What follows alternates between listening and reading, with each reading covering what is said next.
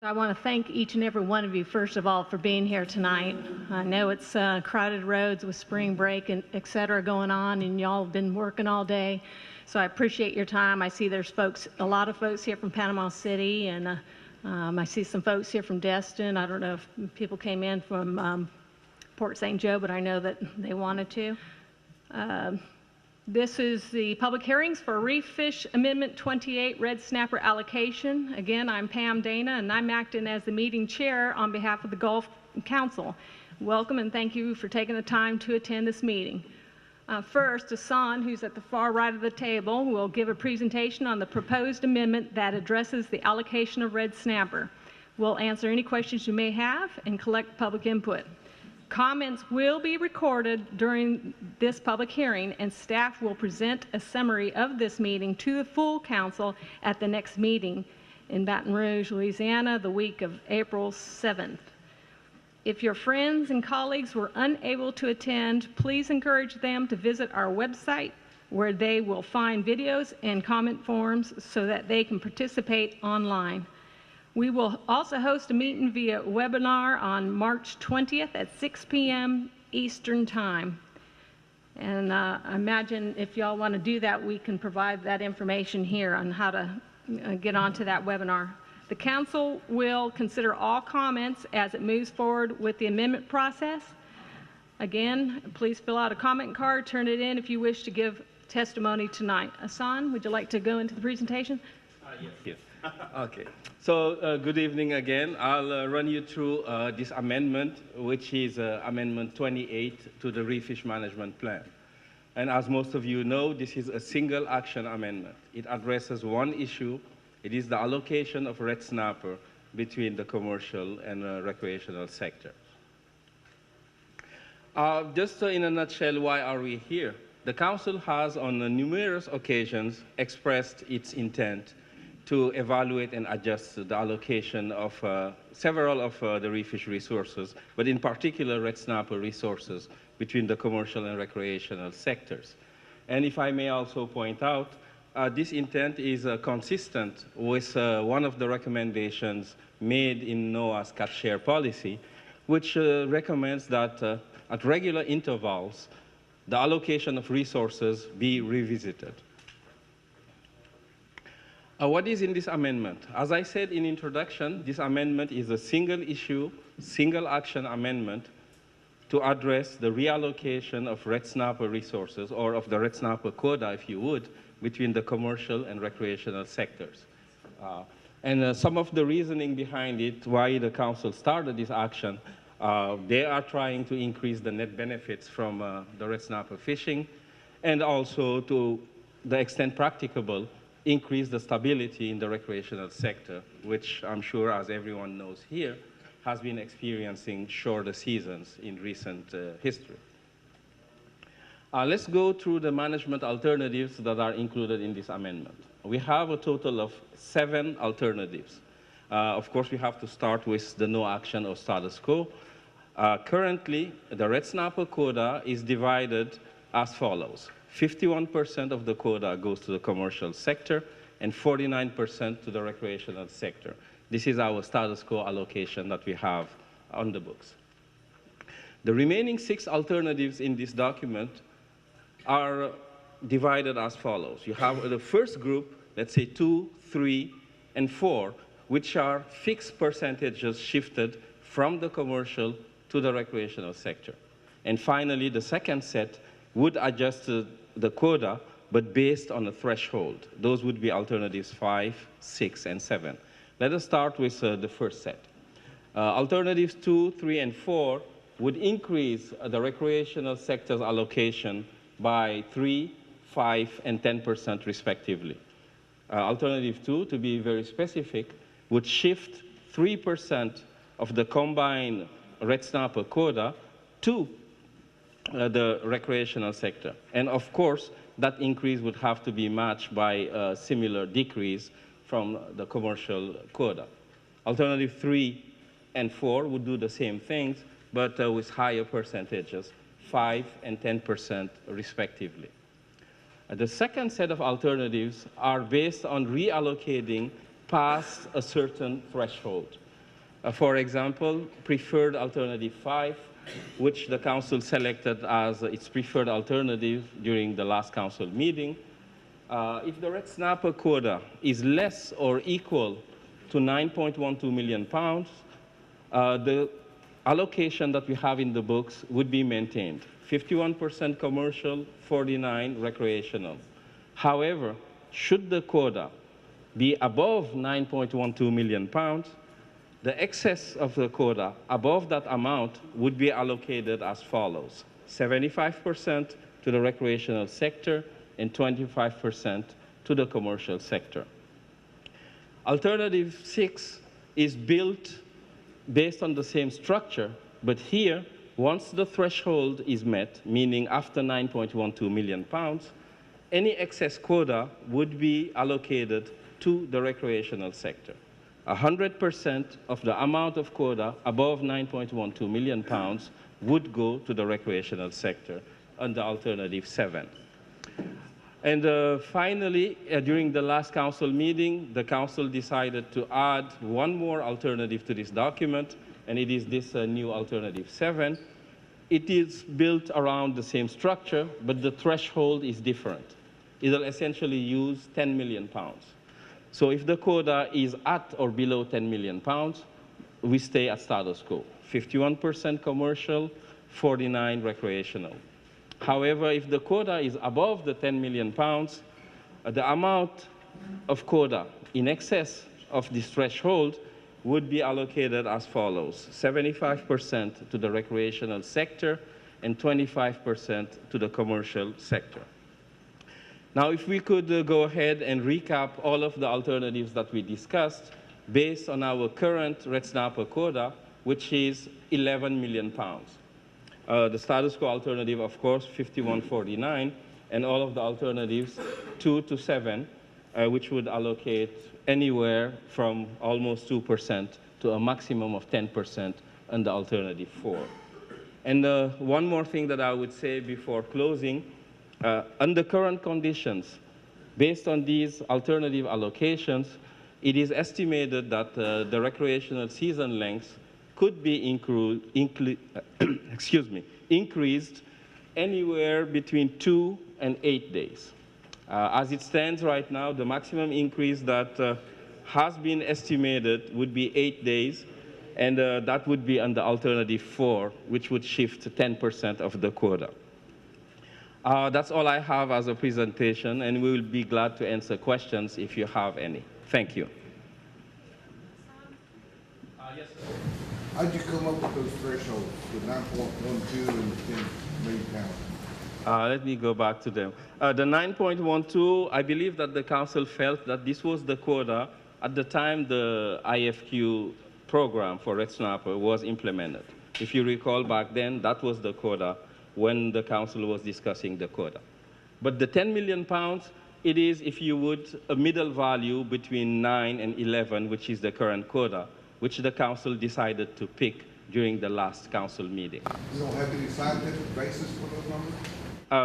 All of these numbers, I gave you the rationale, but that is the basis that the council has provided for it. The 9.12 was the quota when the IFQ program was being discussed and implemented.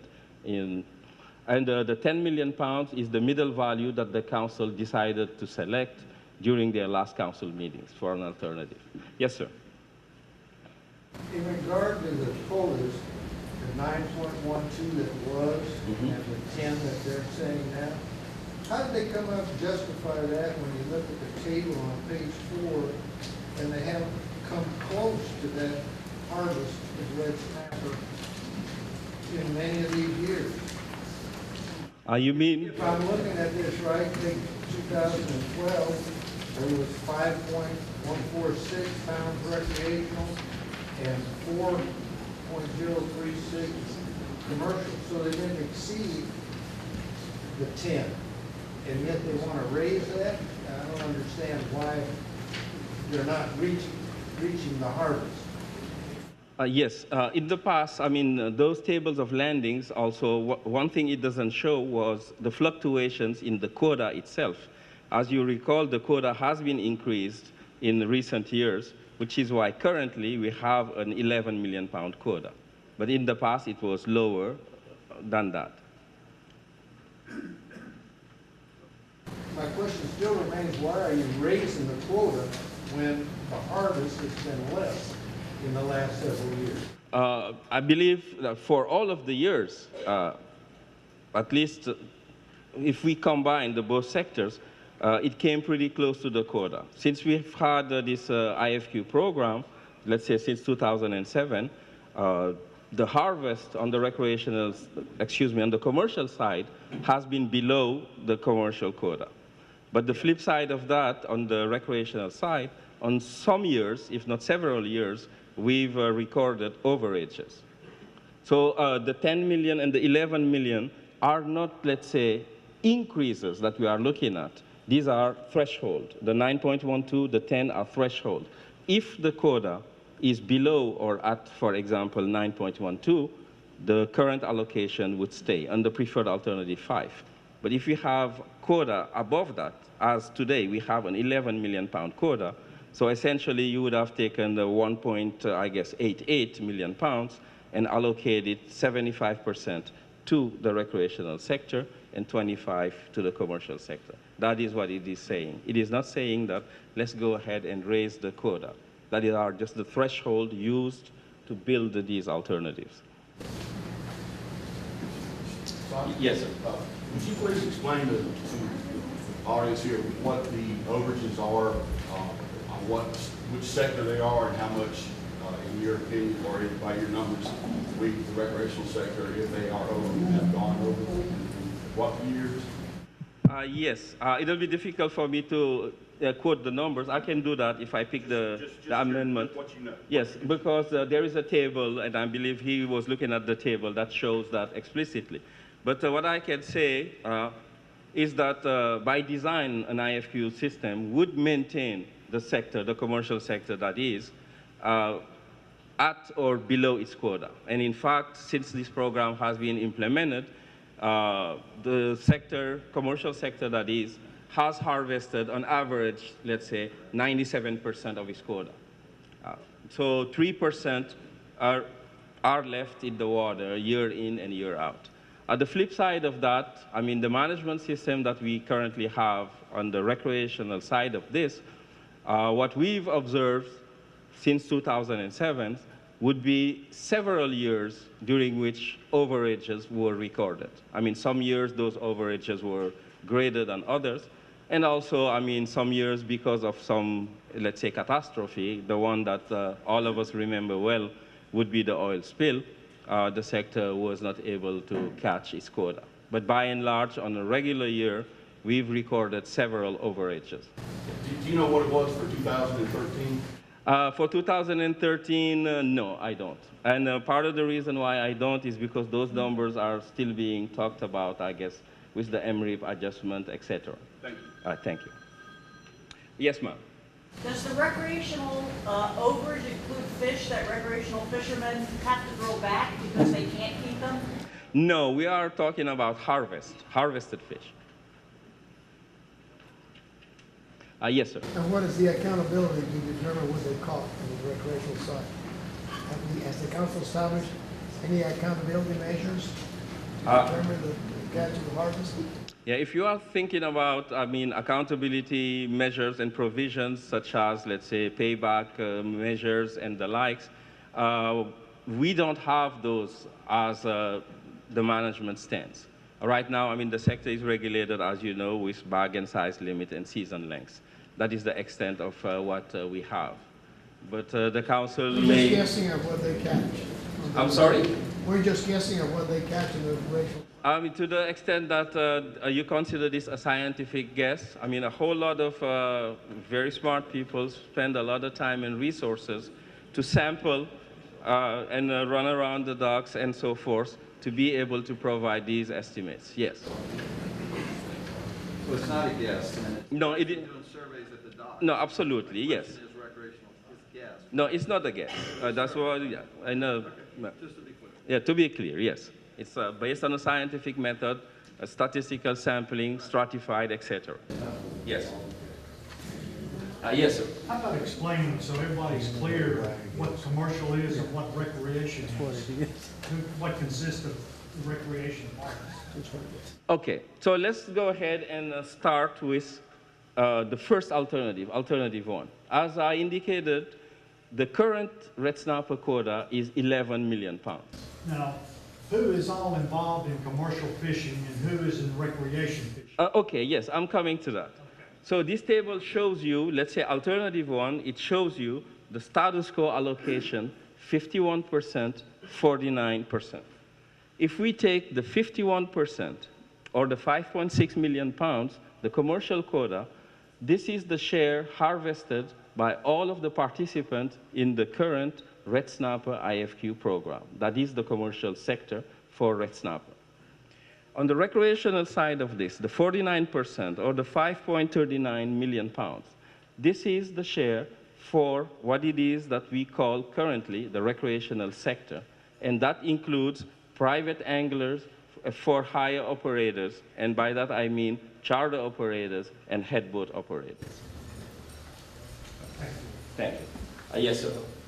Could you give us an idea of the geographical area that this encompasses? I mean, how far down Florida, and I assume all the way down to Texas? Yes, this is for the whole Gulf of Mexico. Yes, absolutely. This is not partitioned in areas. This is the Gulf of Mexico quota for red snapper, the 11 million pounds, and this is the partition between the two sectors. Include the states that don't currently participate in the state.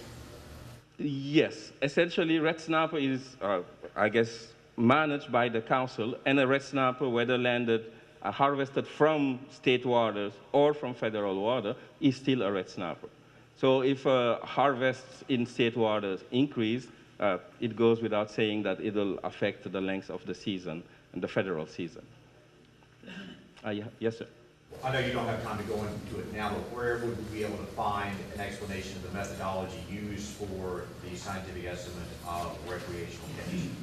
Oh, that is not something that we do. And as you know, there was an old system that was called MRFs, and it had been updated after a lengthy, I guess, studies. Now the system that we have is called MRIP, and if you would like some additional information, you would go on the National Marine Fisheries Service website, Recreational Fisheries, and there is a link there that will take you to MRIP, and most probably would provide you all of the documents needed. MRIP, what? Could you spell that? MRIP. Yes, Marine Recreational Service. Yes. Son, how does the council establish tax, and who does the stock assessment? How does that information come to you, and then how does the council get it to determine what they're going to set the tax at? Yes, essentially this number really, the 11 million pounds, I mean the council had very little doing in coming in. It had some doing, but essentially the stock assessment is conducted. We have a system, a CDAR process that is. The stock assessment is conducted, it is reviewed by independent scientists, and then it is given to our SSC, Statistical and Scientific Committee. They look at it and they make recommendations in terms of acceptable biological catch.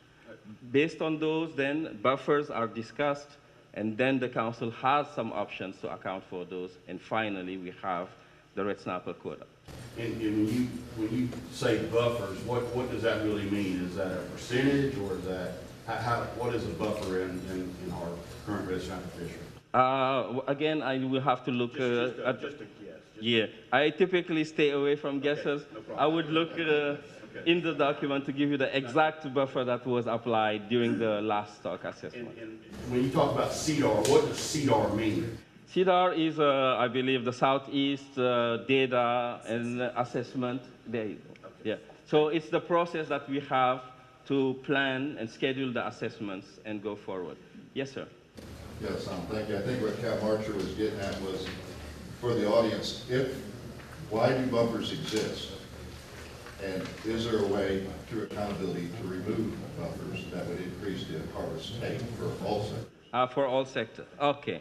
So essentially, you have two types of buffers. one buffer could be to address scientific uncertainty, if you would, after the assessment. And another part of the buffer is to address management uncertainty.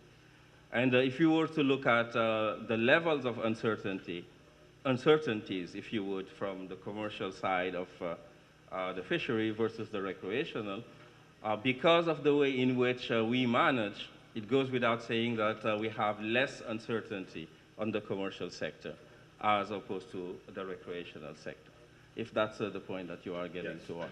Yes. Yes, sir. On amendment number 7, is there some rhyme or reason why you would raise the amount of fish? Because number 6 basically does the same thing, but here, I guess you're taking some buffers out to raise the quota. For all of these alternatives on this table, the sum total is 11 million pounds. If we look at how it is partitioned, by the time you add up the commercial allocation to the recreational allocation, it comes to 11 million pounds. Alternative 7, the only difference between 7 and 5 is basically the limit or the threshold that they selected. In preferred alternative 5, it says that if the quota is 9.12 million pounds or less, then you stay with the current allocation, 51 to the commercial, 49 to the recreational. But if the quota raises above that limit, then you take the amount of quota above the limit, and then you give 75% of that to the recreational and 25% to the commercial. By the time we come to 7, instead of 9.12, the council decided to say, okay, how about a limit of 10 million pounds? But in the spirit or in the structure, they do exactly the same thing. Take the excess amount above a certain limit, give 75% to the recreational sector, and 25% to the commercial sector. That's the only difference. Yes, sir. Yes, thank you, Son. The figures I got at home, and I think the same figures you got, would it be true to say that 6 out of 7 years that recreational has gone over their allotment? That would be correct. That'd be correct. Yes. Would you call that a trend? What I can call it is, since 2007, for many years, we've recorded overages in the recreational sector. Page 4 does show that. Page 4 in 2007, 2008, 2009, the commercial sector caught, more than 2010, they caught. No, in relatively, it's because after the oil spill, yeah. Yes. You're talking they went over percentage-wise. No, you're not saying they went over poundage-wise. No. Because the totals catch didn't reach. On some of these years, they went over poundage-wise. I will just look at it. Fish are getting bigger. Fish are getting bigger than way more. Meet the poundage. Look, there is a... I'm just looking at the chart that you handed out. Yeah. And it, Okay. for example, 2010, it said 2 million.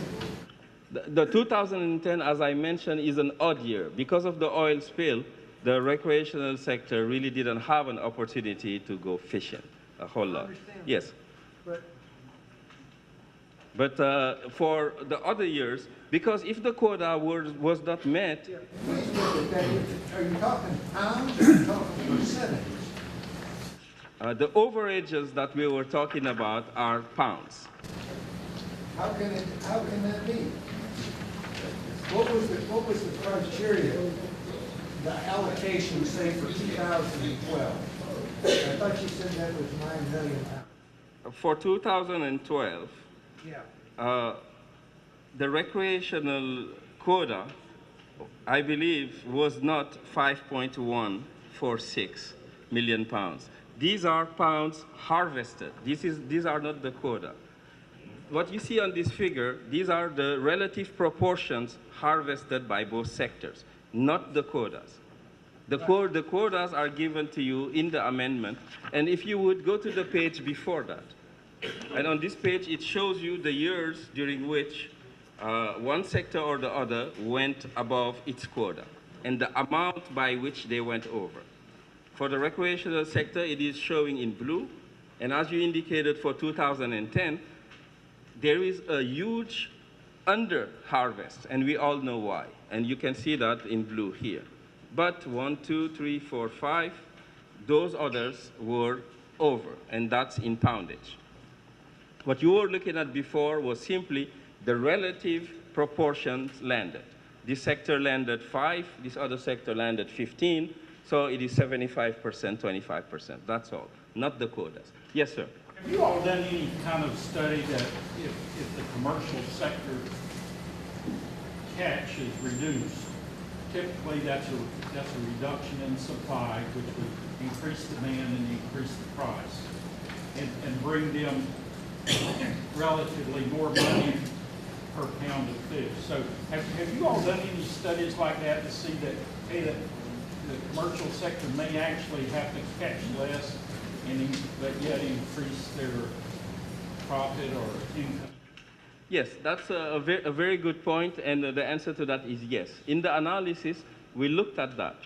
But if we were to take something like red snapper, to be very specific, and look at the amount that it represents in our global, let's say, seafood consumption, it is very small because a lot of people have a lot of substitutes. For example, if red snapper is not available, I may instead buy some grouper if it is available.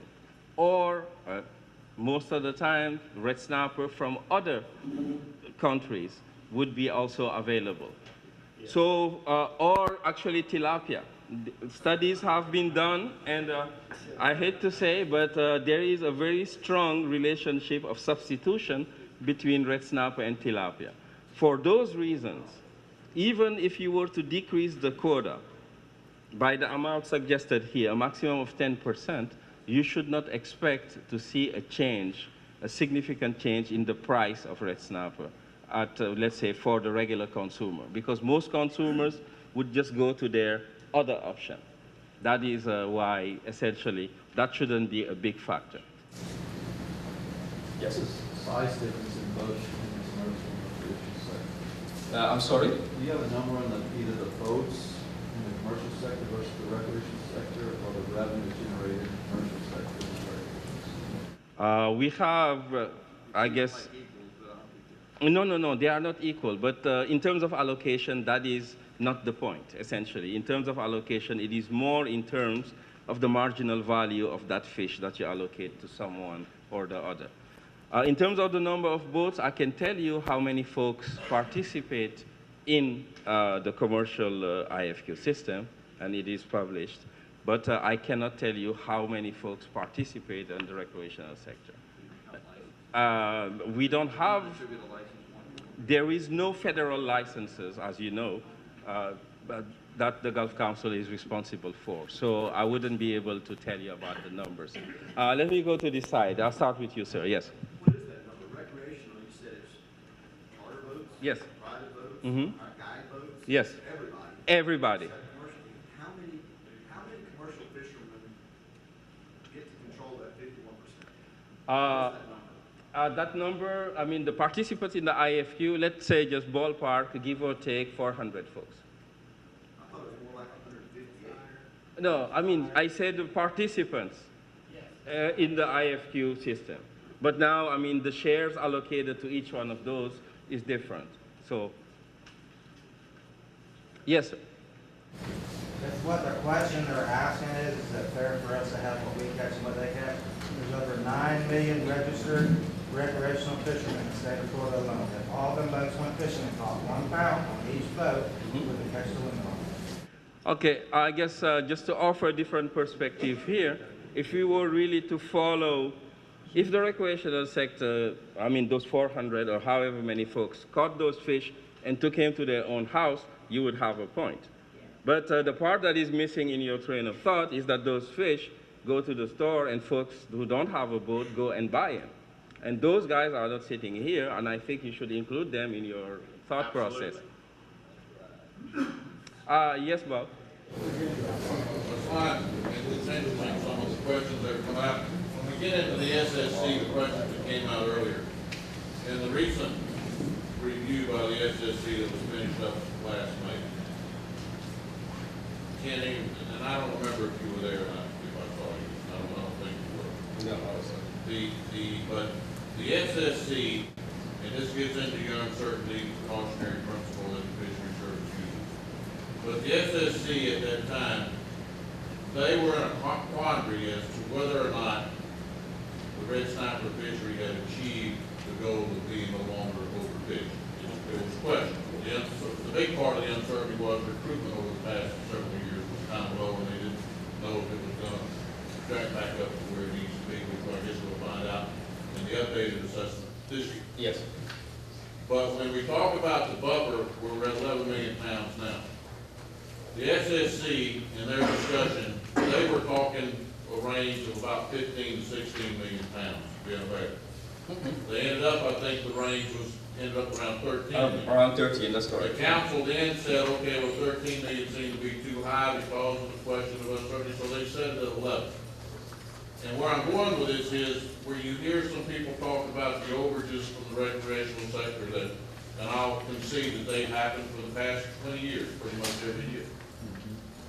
Would you say that those overages have prevented that stock from increasing in biomass? And the reason why I ask that question is because the current biomass that was established last May is, from my understanding, the highest biomass on record of red snapper. So apparently those overages did not prevent growth in that fishery. It didn't hurt it. It looks that way, and I will, whatever comment I make here, say first and foremost, I'm an economist, not a biologist. Understand? But I mean, from what I understand from my colleagues, I mean, even with those overages, we haven't really touched the, let's say, overfishing limit.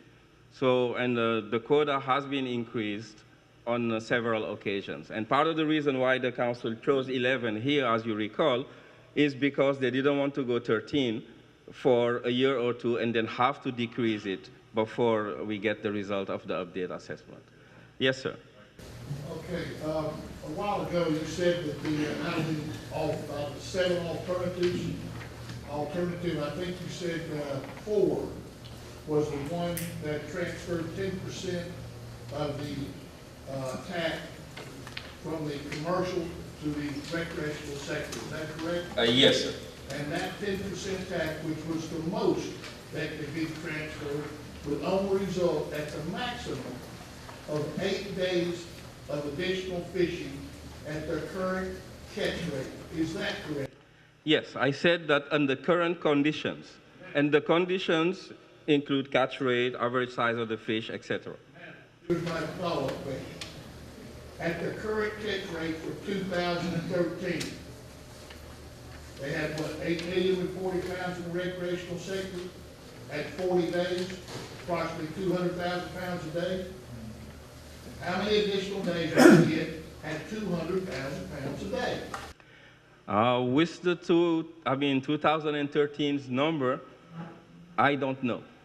Because again, those numbers, as you know, are still being evaluated to see what it is that the MRIP adjustment did or didn't do to the actual landings. Yes. Now, when they projected these additional days of fishing, alternative 7, I believe, was 2 days, alternative 4 might be 8. You're not taking into consideration right now, Florida's got a draft rule right now to go non-compliant for, I think, 18 days, which means that they can have even an alternative 4, and they're still not going to see any more fishing days because of the non-compliance. That is absolutely correct, and that's an excellent point. This said under current conditions, it means that should some of the states, we are in Florida, so should some of the states change their regulations, that obviously would impact all of this, including status quo. The 40-day seasons may not be a guarantee. So it wouldn't solve our access problem on the recreational fishing side, then it's a wash. Absolutely. Yes, sir. In the Gulf Council's view, who owns or controls the fish in the Gulf of Mexico? Who does that natural resource belong to?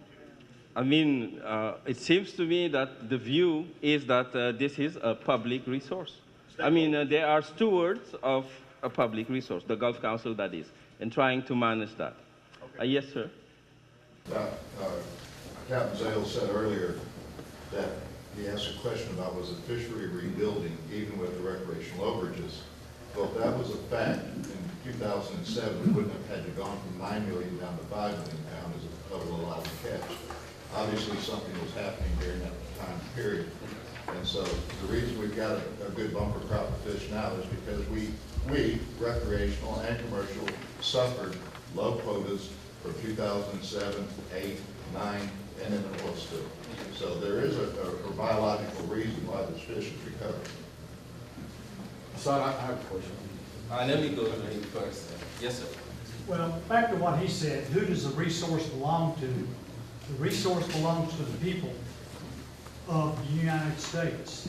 And we should not be letting commercial fish our natural resource that should be going to our plates to be exported overseas. And it looks like there's about 80% of the snapper that's caught is going overseas. Is that not correct? That's not correct. Yeah. Oops. Yeah. Excuse me, guys. Excuse me.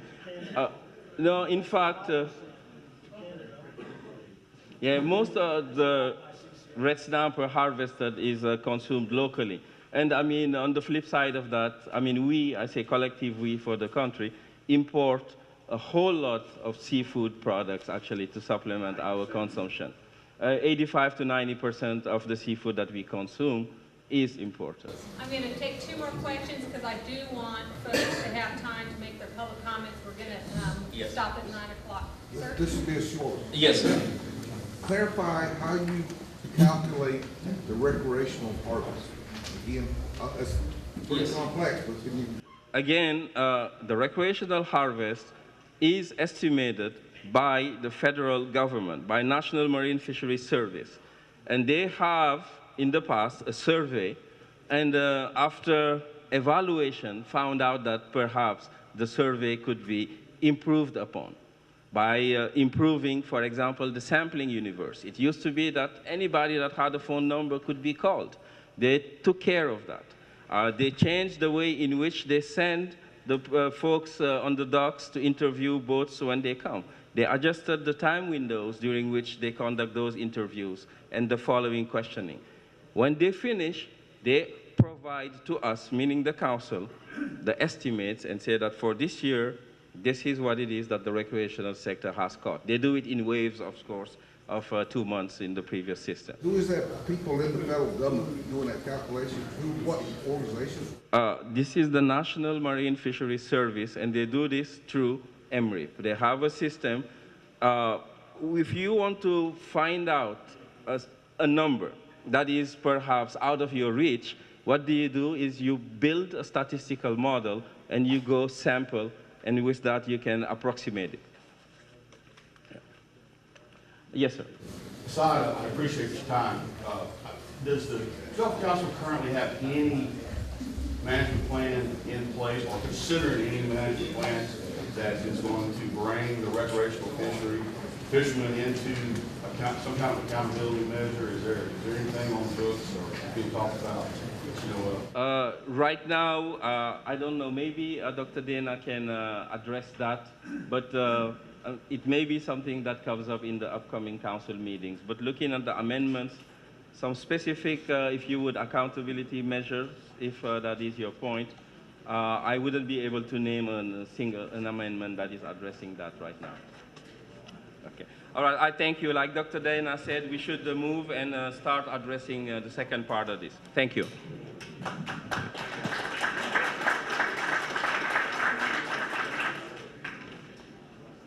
Captain Billy, there's no actual management plan in place at this point. There are discussions depending on the council member as to what avenue to take, but it's a long way from having a plan in place for the recreational sector, if that answers the question.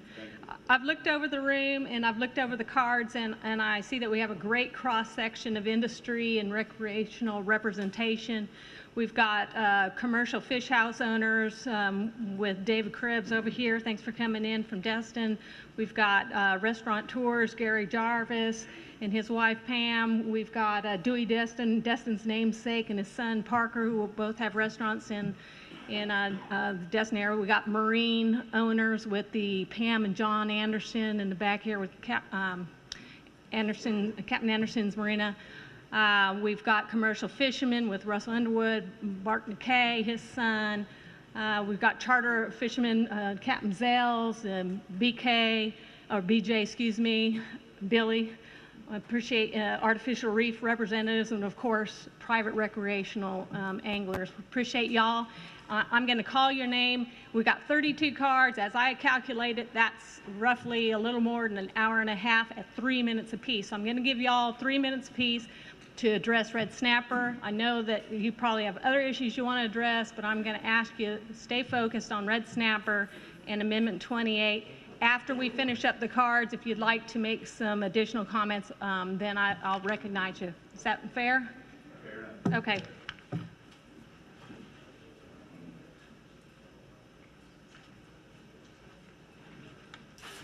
My name is John Anderson. I am a third-generation fisherman from Bay County, Florida. I began a career in commercial fishing in August of 1976. I would like for the Gulf Fisheries Management Council to vote Alternative 1, status quo, on Amendment 28. Why take allocation from the commercial sector, which is fully accountable for the allowable catch each year and are good stewards of the resource? The commercial sector and catch shares, I believe, are one of the main reasons for the abundance of red snapper and improving stocks of red grouper in the Gulf of Mexico. When you take fish from the commercial sector, you are depriving people in the United States that do not live along the Gulf Coast, people that do not want to come to the coast and buy a ticket to go on a deep sea vessel or charter a fishing vessel. There are a lot of people living along the Gulf Coast that do not want the expense of having their own small boat to go out and catch their own Gulf seafood. They rely on their local retailers for a fresh supply of Gulf seafood. People all over this nation like to enjoy a fresh caught Gulf of Mexico red snapper, and they should not have to catch it themselves. You will be restricting supplies of fresh, wild, and sustainably caught seafood from our resource in the Gulf, a resource to be shared by every citizen in the nation, and not only those that live along the Gulf Coast. There will be less fresh Gulf red snapper for citizens to enjoy at their favorite seafood restaurant, seafood retailer, and grocery store. Please do not punish the sector that has done the most to improve fish stocks in the Gulf of Mexico by taking allocation from these hard-working businesses in the commercial sector. Please vote Alternative 1, status quo, on Amendment 28. Thank you. My name is BJ Burkett. I own and operate a charter boat here in Panama City, dual permitted vessel. Mainly make my living charter fishing, but also commercial fish some. I am an IFQ holder. I probably hold enough red snapper to put in a small trash can. Don't hold very many. So it ain't that I'm really voting just for the commercial side of this, but I don't feel it's right, and I'd also vote for the Amendment 1 for the red snapper. There's too many loopholes in the recreational side of it at this time, in my opinion. I can't see putting all these fish to the recreational side at this time. It's just a Band-Aid to give us a couple more days. I mean, my goal is to have 150 days again, but 5 days, take it or leave it. I mean, it's not a big deal to me, but I'd really like to see the Amendment 1. Okay, that's it. Thank you. Commercial fisherman for the last 30 years, and I agree with Captain Anderson here. I would vote for alternative 1, because the commercial, you're not helping yourself with that. The way we're trying to go about this is not right. We've tried so hard, and we built excuse me, I'm a little nervous. We built this quota up, we built the stock assessment up. The commercial, you guys did help too, But I'll vote for alternative 1. Thank you very much. Hey, I'm Pam Anderson with Captain Anderson Marina. My preferred alternative was alternative. Okay, that's okay. I'll get a little closer. My preferred alternative is alternative 5 because that seems to be more fair for the commercial and the recreational fishery. The reasons needed for these changes in the amendment is to, like was said earlier, to create more stability in the recreational fishery. We have to remember that in the recreational fishery, we've gone from 194 days to 40. We've gone from 4 fish. In 2000, we were at 7 fish. We've gone from 4 and now down to 2. And now they're discussing 1 fish. So we have paid the price in the recreational fishery. And there is no question about that for those who really are recreational anglers in the Gulf. It has been proven by the recent economic study that it is the proper measure to take more fish from the commercial side and put it into the recreational sector. The review was mandated to show how the quotas allocation should be adjusted according to what is best for the nation, and this is what that review showed. In addition, I want to defray some of the comments made recently against the rec sector. As I've stated before, our sector is and has been responsive to the regulations imposed on our industry. The reasons for exceeding any quotas has been due to the miscalculations of NOAA's Zero Office and not that of the anglers who have seen their quotas, seasons, and bag limits decreasing steadily. But anglers and recreational organizations are stepping up and asking their states to provide more accurate harvest data for the stock assessments. Florida's FWC has proposed the Gulf Reef Fish Permit that will give researchers more accurate information. Those who are actually fishing for reef fish, not all who hold a saltwater license, which includes inshore anglers. It will also give researchers contact information for angler surveys. So instead of calling people in the phone book to get survey information about anglers, they'll actually be calling folks who fish for reef fish. We're hopeful that Amendment 28 and the Gulf Reef Fish Permit will eventually give the recreational anglers more fair and reasonable seasons. It may take a while, and maybe we can only have 2 or 4 or 8 this year, but maybe we can have more next year if we continue down this path. There are many of us who are working together to enhance the fishery with artificial reefs, and you'll be hearing more about the Bay County Artificial Reef Association and increasing the accuracy of the information that goes into the stock assessments. And we hope that you'll continue to work with us. Thank you.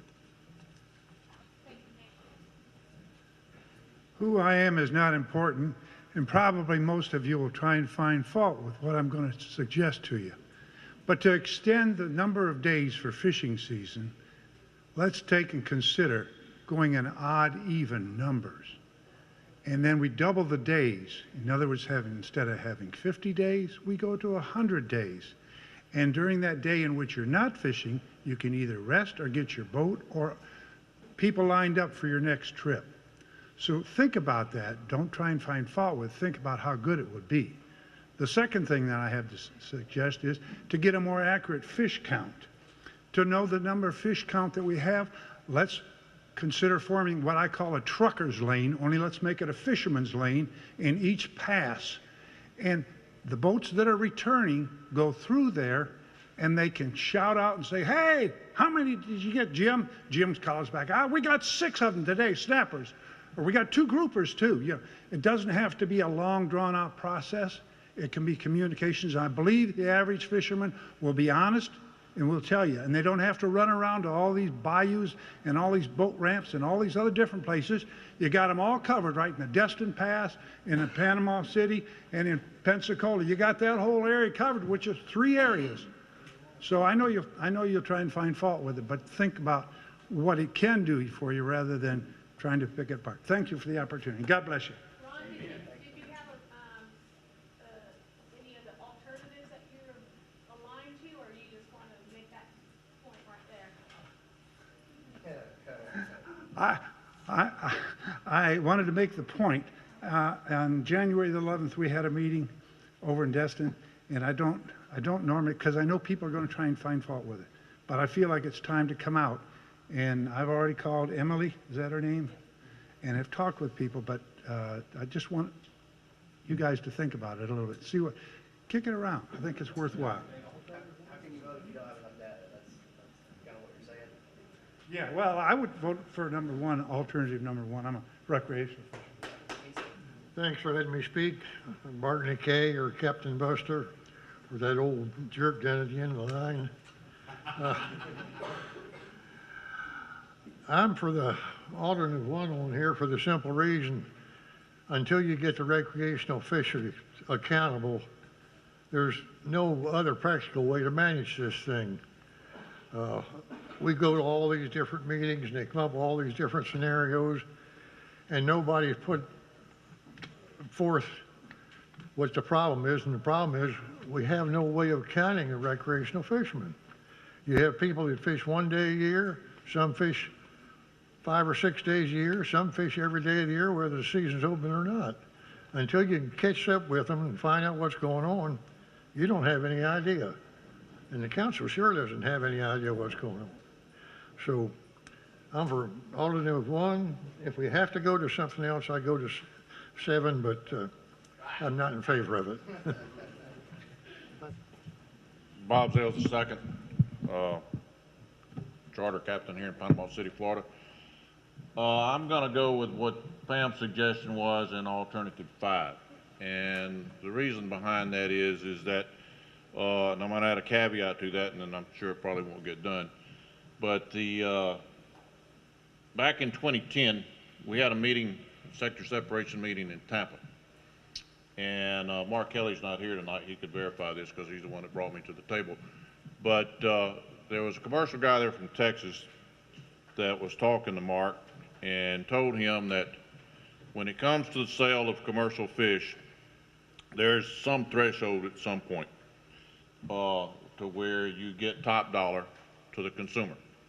You add fish to it, the dollar falls because you've got too many fish on the market. The primary purpose for sector separation in the recreational side, especially for the charter boats, was a move to try to get the ability to purchase commercial quota from the commercial fishery for the customers on charter boats, eventually move that into the recreational fishery. I'm not for that at all. As this quota increases, and it will continue to increase, this uncertainty that I brought up and that David referenced with the SSC, this fishery is growing leaps and bounds, and I don't think anybody on this planet would argue with that. The fish are getting larger. Their range is expanded to historical areas down in the Keys and other places in the Gulf. So clearly, unless barring an environmental disaster, this fishery is going to continue to move forward. So there's room for that to grow. I'm not into purchasing fish from somebody else so that I can fish. As this fishery gets to this 9 to 10 million pound level, that 51-49% needs to shift so that overage moves over to the recreational sector. The commercial sector needs to maintain whatever quota they need to maintain their profitability on what they're selling. But I don't need to be able to buy fish from them so that I can fish. If I can get those fish for free, there's no reason for me to pay them for it. So that's a primary reason for that. And like I said, it's this fishery, without anybody's argument, I think even people that don't even fish it will tell you that the red snapper fishery is far better than anybody's got any kind of clue in the fishery service. The fishery service, as other people have said, is a big part of our problem.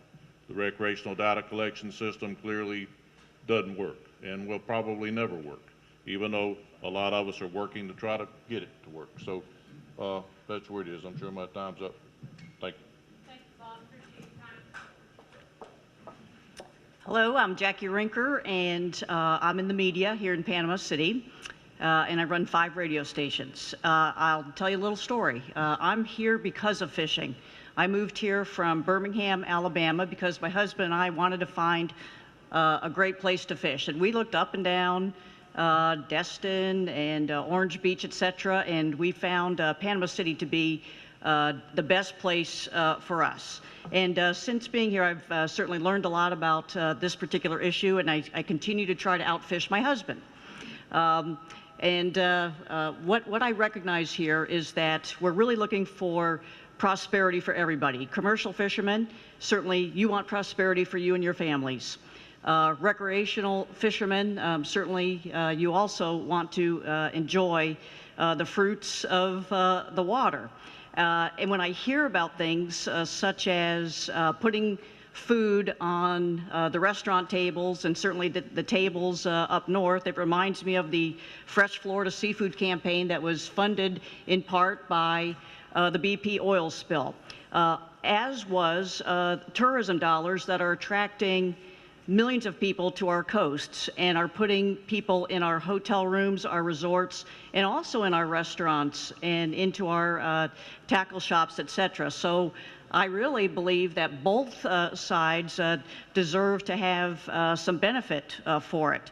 However, I believe that the more people that you can get interested in fishing, whether it's on the fishing charters or whether it's on their own boats, such as my husband and I. We just got involved in fishing 10 years ago, or rather in boating 10 years ago, and I was the one that would read the novel or the magazine on the boat until I finally was approached to join a women's fishing club. And then literally things really took off. Since getting into fishing and coming to Panama City, I've bought real estate. I've bought brand new cars. I've spent a lot of money in the restaurants and in the grocery stores and in the tackle shops. As far as accountability is concerned, let me tell you something. You've got it. My husband and I catch a fish, and we're probably like those, we're not as frequent as fishermen as most, but we get out there every weekend and we catch a fish. And I got to tell you something. We are so afraid of keeping that fish. That thing is back in the water so fast out of fear that we're going to have our boat seized.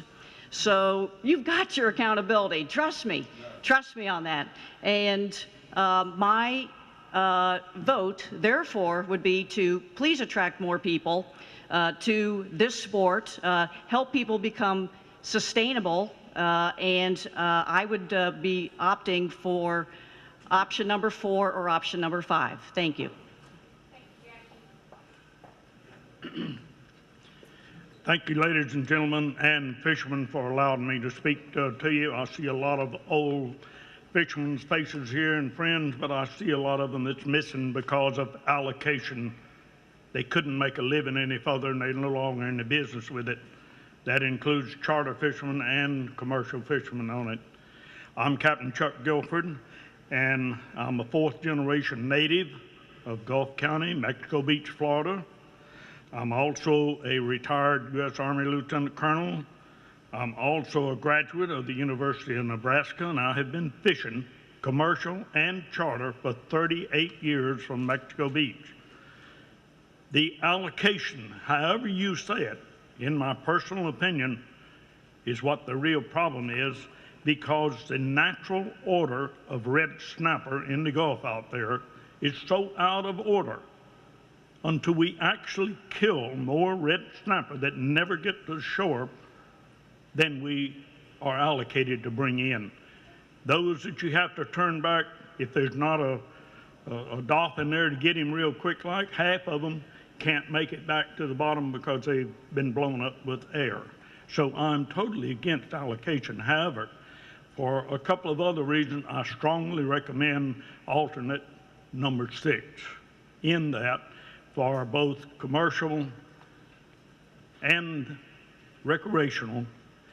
We have more income along our coast, Panama City and Gulf County and right on down, from our recreational fishermen than we do from the commercial. Also, as I heard earlier, too many of our commercial fish that come in are shipped out of country. They don't go to the restaurants and so forth that they have. Also, same token, the restaurant wants a smaller fish, the larger fish get thrown back and they don't make it with it.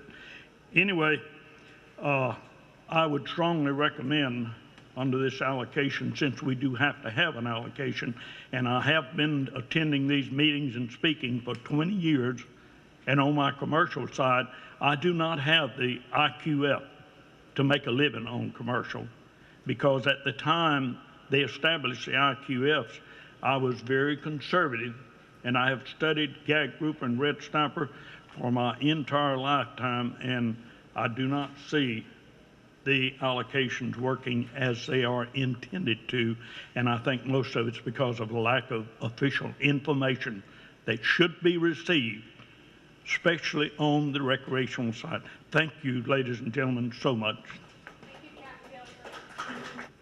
My name is Kenyon Gandy. I've been in the fish business for 61 years. I've watched it grow. I've watched it go down.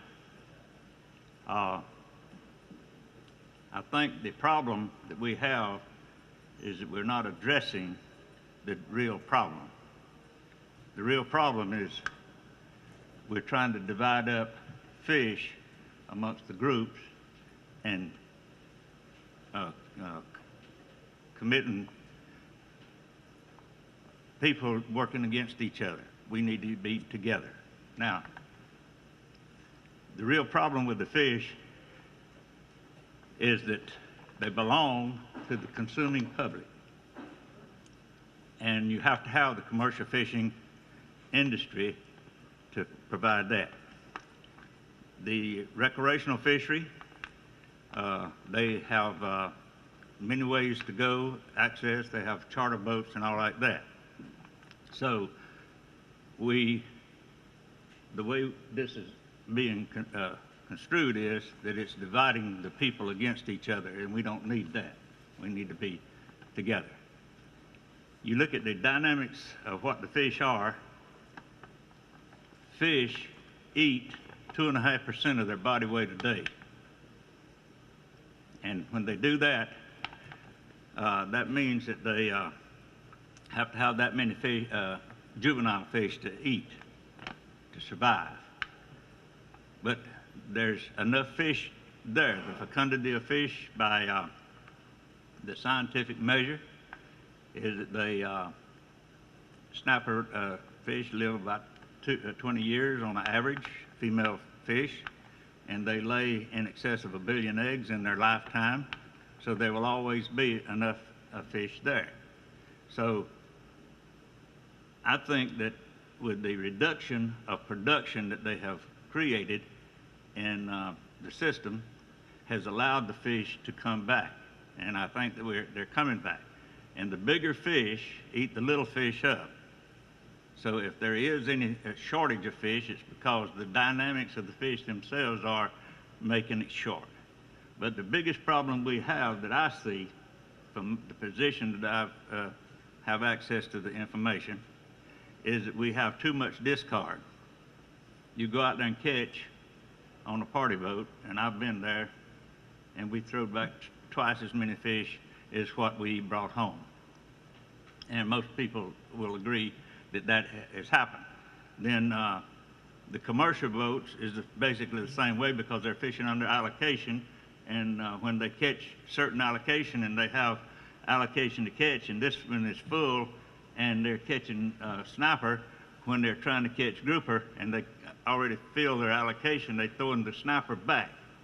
We don't need a system to where we have a discard anytime. And the council needs to address the discard situation. If it's a pound, a 5 pound, or 1,000 pound, or 10,000 pounds, we don't need any fish thrown back. That means that we could raise our allocation that we're allowed to sell and allowed to take when we go recreational fishing. And the dynamics is there.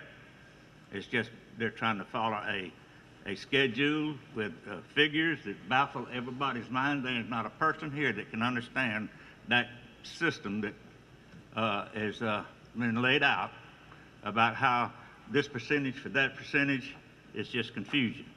But what we need to do is leave it like it is, because the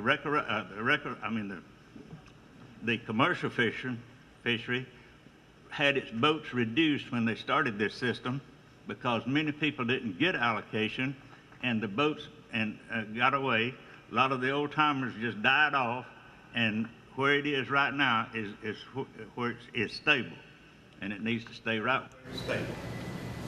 And I think that we need to think about the dynamics of the fishery, or the definition of the fishery, is not the fish themselves. That is a resource. Just take the fish out of it and address and identify the fishery as the human system that is designed to utilize the resource that we have. And I think that it's time for it to start growing. We've been in this depressed mode too long.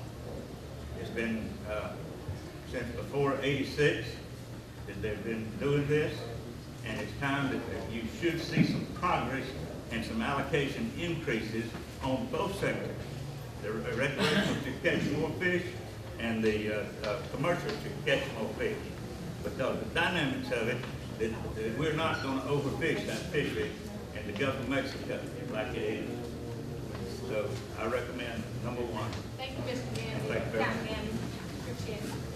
Good evening. Thank you all for letting me be here. My name is David Krebs. I'm from Destin, Florida. I own Ariel Seafoods, a wholesale fish company that deals red snapper, grouper, and other Gulf fish. And I don't want to turn this into an episode of Mythbusters, so I'll stay away from a lot of the myths that I've heard. But what I will agree with is our problem is a failed recreational management system. In the late 90s, the recreational fishery was managed by a size limit to extend your days. So you were encouraged to discard fish that were under 16 inches, so you were only tagged with the fish or counted the fish that were brought to the dock.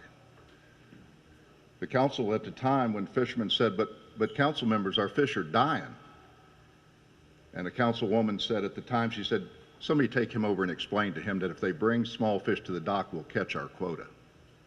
The recreational fishery system has been designed for failure since the 90s.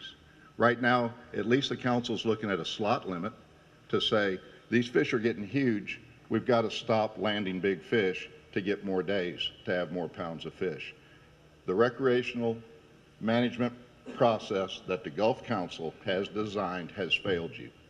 And it's turned you against me and my fishermen, which I don't feel that way in this room. We all are brothers on the ocean, and there's no reason for it. What we need to have is a system of flexibility and accountability for recreational fishermen where they can fish when they want to fish, and stop this arguing about who's got what, who did what, and get along. And so I support alternative one, and let's get rid of size limits that encourage wasting fish. The commercial industry argued in 2006, had to go to the Secretary of Commerce to say that our average size fish was 14 inches, and under a 15-inch size limit, we were killing more fish than we were keeping. The recreational fishermen stepped up to the plate and said the exact same thing. But because of the dynamics of their season, they couldn't reduce their size limit then. But now they've got the problem is their fish are big. The fish, as Captain Zale says, they are recovering. But will they stay recovered if we keep discarding fish every time we go fishing and have shorter days in the Derby? So I support alternative one. Thank you all for being here. And that's it. My name is Mike Goodfield. I've been in the charter boat, party boat, and commercial fishing industry for 40 years plus. and my family's been in pretty close to 100 years, all the way back to old shark fishing days. Anyway, been in the commercial industry a lot. What we're doing is putting a Band-Aid on our problem. And the problem, and everybody sitting here knows the problem, we got too many participants. And every boat that's sold out there, any one of these yards around here participates in the saltwater fishery, is going to fish for red snapper. So we got to figure out how many we got in that industry. And when you figure that out, eventually, I guess the council will come around and do it. When they figure that out, then they can go and set, like the charter boat, head boat guys or the party boat guys, a certain amount of fish, and then they can extend their days. This is going to have to happen. If you don't, we're just going to be Band-Aiding this situation right on down the road to 2%, to 1%, to 4%, to 12%, to whatever. It don't matter. You're going to have that many more boats coming back in the charter boat industry, taking whatever your percentage up. So your days, is it going to stay the same or are they going to get smaller? It's just people. What everybody's going to do. But that's the problem in a nutshell to me. And like I say, if you figure out how many you got and all that, in each industry. The commercial industry, we know how many people's in it. We know how many boats is in it. We know who's catching them. They can tell you everything. We leave the dock, we move 60 feet from the dock, they already know we're moving, but they can't even find an airplane that fell out there in the middle of the ocean somewhere. But I crank up and lose 60 feet out there, and if you don't call and tell them that you're moving 60 feet to go get ice, they want to know where I'm at. That's just in the commercial industry. Well, that can be done with the recreational industry on charter boat, head boat. They have a lot of projects. A lot of these guys really talk about good projects too. That if the council will just say, okay, let's listen to some of y'all's projects and let's try to implement some of them. They have stepped up a little bit, I think, with a party boat deal this year. And how good that's done, I don't know. But the problem is, we've got to find out how many people's in the industry and then go from there to divide it out. Till then, alternative one is just stay with it, because that's where it's been in the last 20 years. Thank you. Thanks for the opportunity to speak tonight. I'm Dewey Destin. My family's in the restaurant business in Destin, Florida. We have participated in the snapper fishery since the 1840s. We don't currently do that, although I have some cousins that are still charter boat fishermen. I'm speaking tonight on behalf of the 2 restaurants that I own and 3 other restaurants that are owned by Charles Morgan. And between the 5 of us, we sell in excess of probably 2 million seafood meals a year. The thing that separates us and makes us unique from the Captain D's and the Red Lobsters of the world is fresh local fish. Red snappers is probably one of the most, if not the most popular fish that we sell. It's well known and sought out all over the state. If we reallocate that away from our restaurant business, then we will no longer be able to compete with the national chains, and we will be done. I noticed that 6 of the 7 alternatives are to reallocate away from the commercial sector, which is pretty telling in its by itself. Make no mistake, I'm in favor of increasing the recreational opportunity. Most of my friends are recreational fishermen. A number of my cousins and family members are still in the charter boat industry. But the council is going to have the courage to move away from kill and release as a method of management for red snapper. It has never been, it will never work on a deep water reef fish. Every study I've looked at says that has any kind of scientific validity at all says 9 out of 10 fish pulled out of deep water die.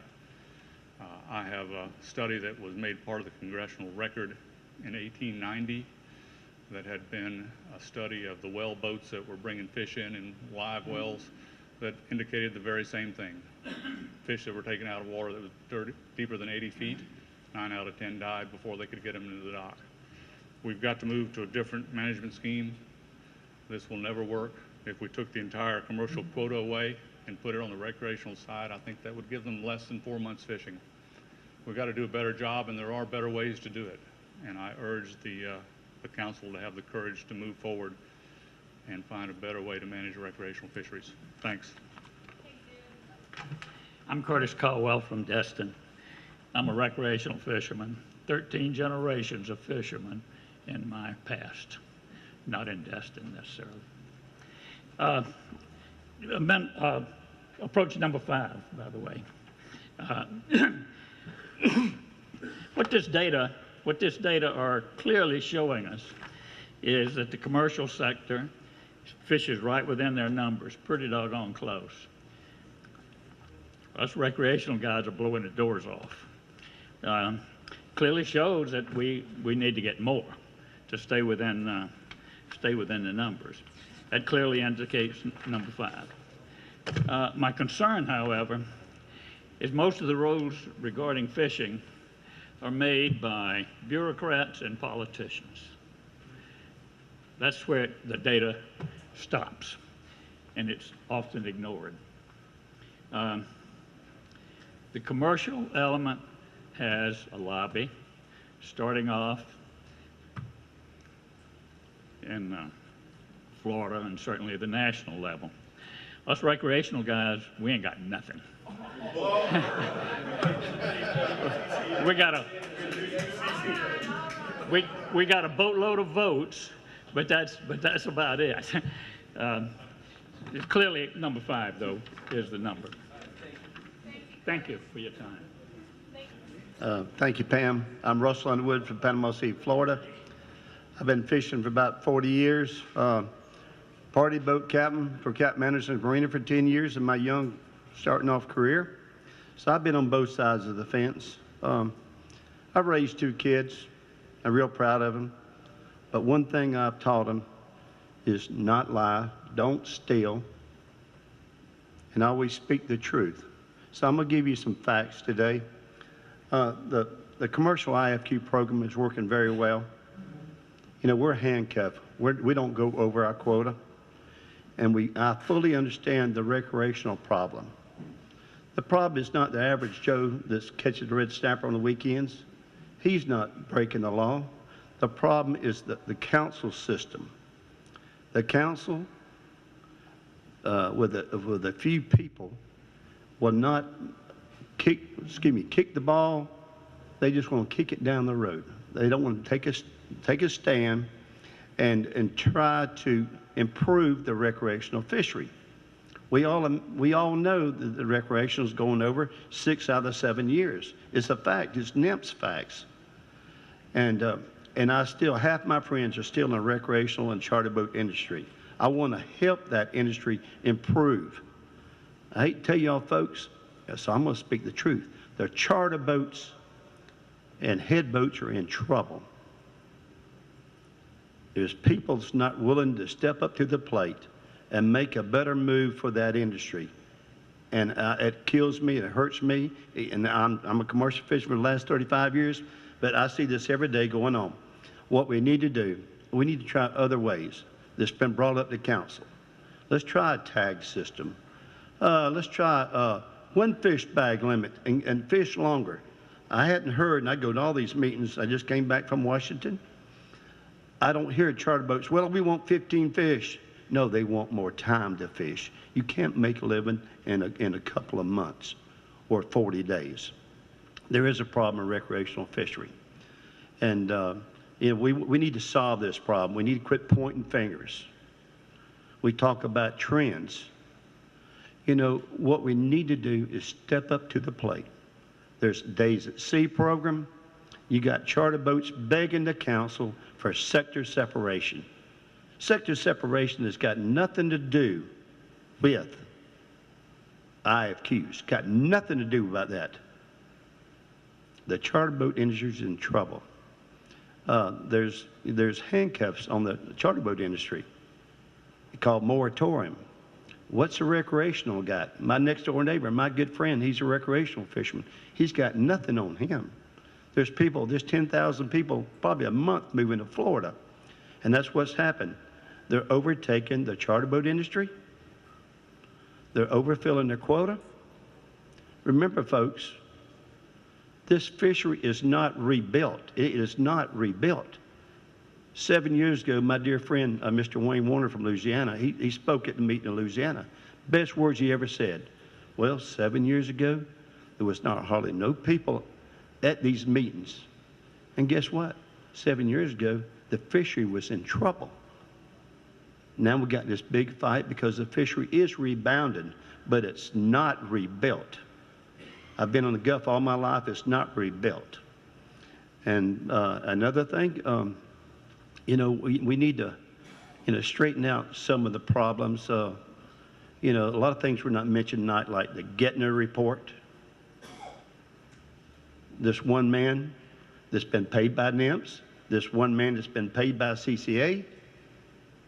He wrote the thing on the evaluation of the commercial red snapper, which is strictly wrong. It's morally wrong, and it's like let's get the fox to guard the hen house.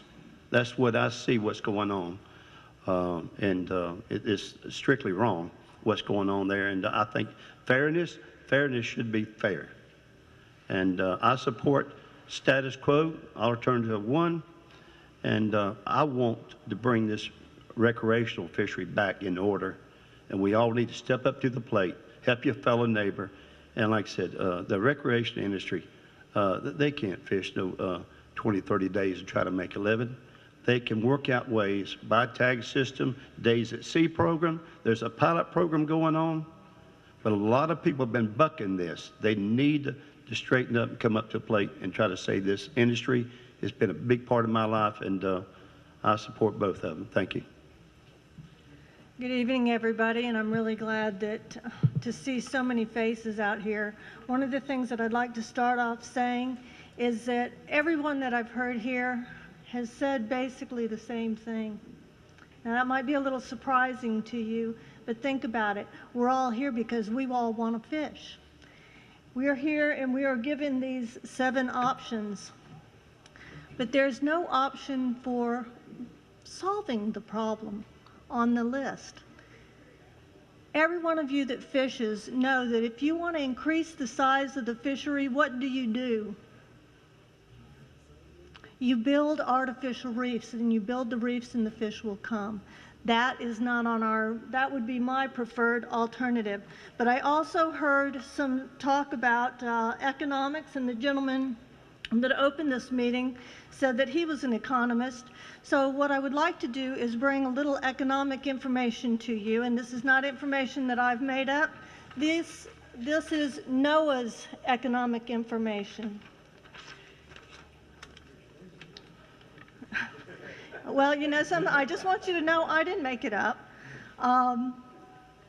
For the Gulf of Mexico, for all the recreational species, per 1,000 pounds of fish, the recreational sector took 74,809 pounds out.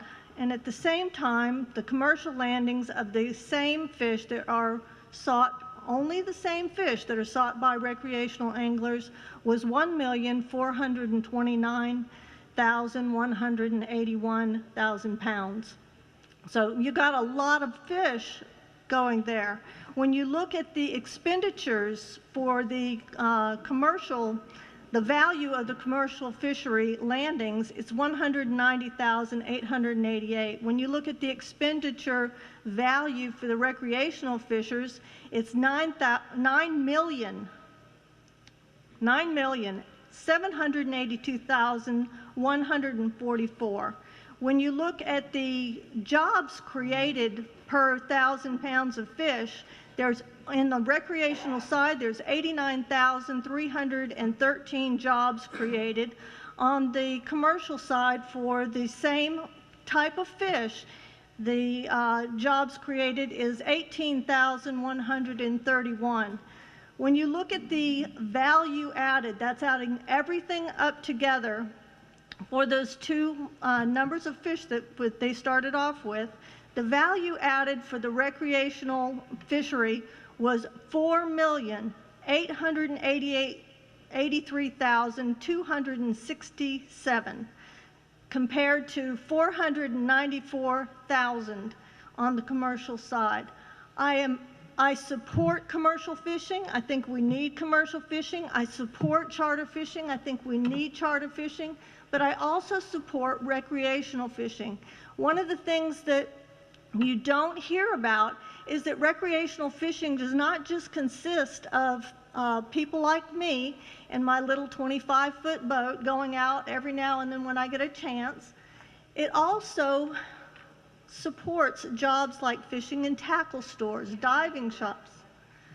Pardon me? Okay. It supports a lot of other businesses. And one other thing that I'd like to say before I leave this podium is that all of the talk that we're doing tonight about fishing, all the talk that we're doing about allocation, it is all going to be irrelevant in several years if we don't start doing something about the lionfish. Please remember the lionfish. Go ahead and laugh now, but it's threatening our entire fishery, and you need to understand that that's happening. I have a small boat, and I guess the major problem I have is size limits have gone up. I used to catch a lot of 12-inch triggerfish when the filament on the tail counted. I caught amberjacks that I could keep, and when they were 27 inches, and I don't know how the Fishery Council does it, but I don't feel comfortable going a long way in my boat, and I haven't caught a keeper amberjack in 2 years. I can't, you know, I catch a lot of 27-inch, 28-inch amberjack, but they just don't meet this 30-inch limit, and so I depend more on red snapper, and in a 40-day season, I get to go maybe 6, 7, 8 times, but so it's not much, and it's a safety issue with small boats, or monkey boats, I guess, as we're affectionately called by the charter guys.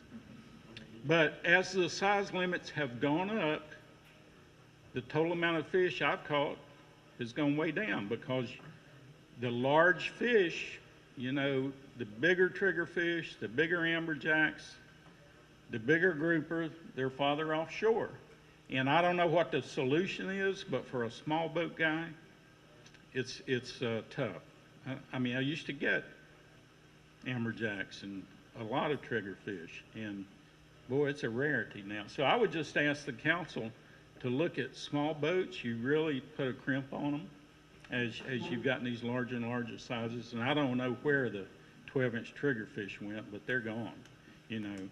And but somehow, you know, everything I catch is just an inch short. And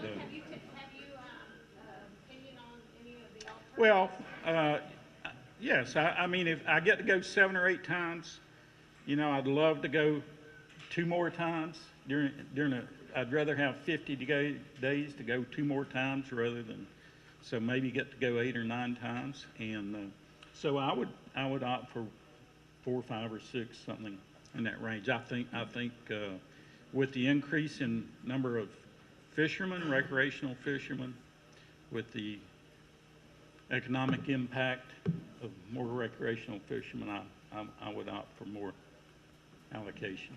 Thank you. I'm Captain Don Whitecotton. You know, right off the bat, I'm going to be for alternative number 6, and some of my friends are not, but that's okay too, because we all got belly buttons. But a little history. June 1st, we had 29 miles an hour wind last year. June 2nd, which was Sunday, we had 29. June 8th, we had 16. June 15, we had 22 miles an hour. June 22nd, 14. June 29, 32. July 6, and that was our snapper season last year, ladies and gentlemen. Do you understand what that means? You had 45 days last year to try to catch a snapper, and you couldn't do it. Do you know why? 92% of us folks have a job during the week, and you can't fish otherwise. Billy can't fill his boat up. Why? Because we're too busy trying to figure out how to put it in a 45-day season. What we need to do is to go to a punch-out system, electronic check-in system, something like that. Our council, there's an executive order out there, 3.4.2. It says prime time and high prices, I know in Panama City, are environmental justice considerations that y'all hadn't taken into consideration at all. And they need to take this in. What does that mean? That means that our president, which is not my favorite president, but he put this order in, said You've got to help the minorities and the low-income people fish. That's right. That's us, all of us. I'm retired, so I'm dang gum sure included in that bunch. But what we need to do is let us fish instead of 45 days, and you take all these days that you couldn't fish safely out there, you're putting every one of us in danger. Because when you got a 9-foot wave broadside to a boat, what does it do, Billy? It tells you, hey, Captain, take me in right now because I think I'm going to die and I'm not ready to meet the good Lord. Commercial fishermen, barotrauma. This is on the council's site in this Amendment 28. It's on page 132. It said commercial fishermen kill 71% of their catch. Recreational fishermen, you do a lot better job. You kill 15%. So I challenge you to come up with a better way of barotrauma other than stabbing me in the gut, because you wouldn't have to go have a beer with me and me stab you in the gut and say, hey, we'll be all right, we can handle that. But I made a little device here that I looked at on the website, and I challenge each and every one of you to figure out a website to get the fish back down to the environment where it will survive and have a great mortality rate of survival there. I already said number 6 at the very beginning. That was my first opening statement. But I'll let that go for now, but I do challenge y'all for that. And I do like the fishing element here. I mean, best place around. Thank you. You have to excuse me, I'm not very good at this. My name's Stuart Miller. I'm owner and operator of Charter Boat Great Escape. It's dual permitted. And also own a commercial boat, Lady M, which is just strictly commercial. I'll be honest with you, I'm just leaning towards Amendment 1 or whatever it is right there, Alternative 1. I mean, 8 days, what the heck's 8 days? I mean, y'all have already cut us enough. So, I mean, 8 days is nothing. Let them have it. So, it doesn't matter to me none. Do you operate out of here? Yes, ma'am. Panama City, Florida. Yes, ma'am. Out of Captain Anderson's. Yes, ma'am. So, that's pretty much it. Thank you, Stuart. Thank you. My name's Captain Billy Archer. I'm a third-generation recreational fisherman, commercial fisherman, and charter fisherman. My family's like a lot of these families here. We fished out of Panama City all of our lives. For the record, Alternative 1, Dr. Dana, thank y'all for having us. We certainly need this status quo until we get a fix on the recreational sector. The Band-Aid scenario is perfect. I do have some thoughts on that. Recently, my wife and I went out of Destin, Florida, caught 4 red snapper, which I brought 2 tags with me to prove it. She outfished me, of course, but it's okay. We ate well. But my emphasis or my point is this, that on March 1st, you could not get another person on that dock. It was just like the old days of being at Captain Anderson's. People all over the place excited. We caught 32 snapper and there was 40 people. The crew explained the rules before we left. You had an option. You keep the fish you catch, or if you don't want that fish, it goes to another fisherman that hasn't caught a fish. My wife and I caught 5. I had a 95-year-old Navy veteran fishing next to me. He caught nothing. We were able to give him 1 fish, so he had a fish to take home. What a great program. What a great idea. So I encourage that the council shelve this Amendment 28, look at sector separation, put the tools that we need for electronic logbooks, electronic reporting, ground truthing into this system, and let us go to work. These tags allow these guys to fish any day they want to fish. They don't have to fish on the rough days like the captain was talking about earlier. It couldn't be better. Thank you very much. Thank you for having me. My name is Kerry Hurst. I'm a full-time commercial fisherman out of Destin, Florida. I've been fishing for 30-odd years now, since 1982. I have family in the charter industry, and I have family that works in restaurants. And I'm currently for Alternative 1. And I understand the recreational fishermen, charter fishermen's frustration because the council has failed them. We need to come up with a management plan and accountability for those sectors. Before we do anything else, I would like to see alternatives for a good management plan for those sectors before we start changing anything else. But I'm for alternative one. Thank you. My name is Dean Preston. I moved here in 1999, so I'm not a third generation anything in Florida. I came here from the deserts of West Texas, and we hear people talking about, well, people want to have the right in, the public in America has the right to a fresh red snapper, and they need to be able to go out and buy it. Well, I want a fresh red snapper, and I want to go out and catch it myself. And I want to pass that heritage along to my son. I'm a recreational fisherman purely, also a spear fisherman, which I might add has essentially zero bycatch. I shoot and keep only the individual fish that I want. One thing that struck me after listening to a lot of people is it seems this system has pit us as definitely an us against them, and with the sector separation, maybe a couple of more us's and a couple more thems. This system doesn't seem set up to grow the population. It says, all right, well, here's a pie, and we're going to look and see how big that pie is, and then we'll have everybody scrap over what little segments they're going to get. We can grow the habitat. I do a lot of diving, and I see a lot of these fish down there, and they're on the habitat. The more habitat you provide, I've worked my tail off a couple summers doing it, you're going to have a lot more fish in it. And I know a couple people laughed at the comment about the lionfish. If you dove, you would not be laughing. It is insanely scary what I see down there now, and there is no way that can be natural. If these people are wanting to get this, we hear the people say that the public, has a right to these fish. If they were that dead set on getting the wild fish, I don't think they would be as price sensitive as Mr. DeAnde was talking about earlier. If somebody in Montana or Missouri is going to eat tilapia because it's $1 a pound cheaper than red snapper, I think that tells you how much that person values the benefits of red snapper. I think most people here would laugh at that, but that's why we're in Florida. That's why we don't live up in Idaho. There are a lot of hardworking people that are involved with the recreational industry. Ms. Hansard had spoken to the fact that the pound of fish caught in the recreation versus the commercial brings about a 10-to-1 economic advantage, which my understanding of the Magnuson-Stevens Act, that needs to be taken into consideration. The recreational fishermen also support the preservation and management of this public resource, which I asked who owns this. It belongs to the public of the United States.